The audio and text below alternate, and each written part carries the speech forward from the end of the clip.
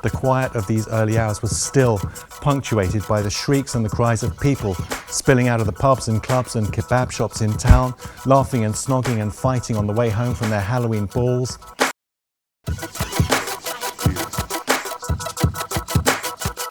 On the night that the clocks went back, and with Halloween looming, young people in Telford, Cannock and Worcester took control of their local libraries and streamed their performances live to a worldwide audience for 9 hours leading up to midnight. A restructuring that will fundamentally change the way in which the service operates. What does he mean, Gareth asked the cat. I don't know, said the cat.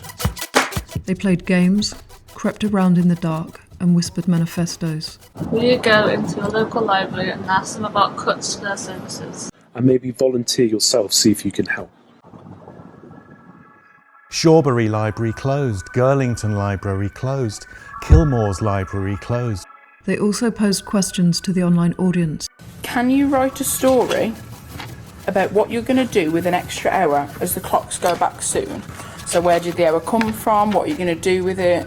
Is it going to be useful? Is it not?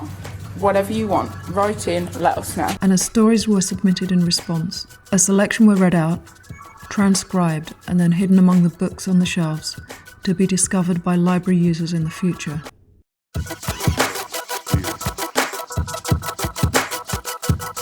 Tony White performed a live reading in each library from a new novella entitled Zombies Ate My Library.